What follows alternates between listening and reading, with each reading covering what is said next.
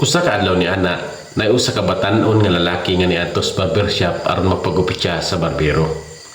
Unya samtang gigupitan siya sa barbero, nangutana siya sa barbero, "Ya, tinuod ba nga naay Ginoo?"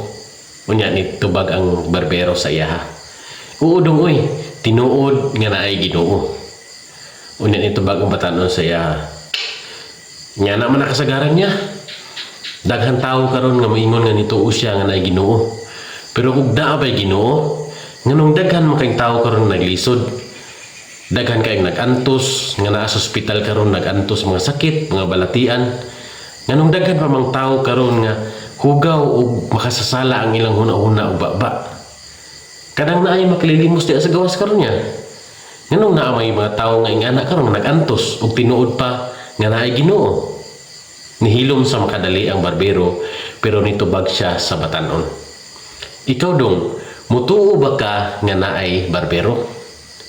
Nitubag ang batanon sa iya. "Oo ya, mutuo ko nga naay barbero. Ikaw di ay barbero mo ka, kay gigupitan ko nimo karon." Unya ni tubag ang barbero sa iya. "Ug tinuod pa nga naay barbero, nganong daghan mga tao karon nga kagkag kayong mga buhok, tag-as kayong mga buhok. Kanang makililimos di sa gawas karon no.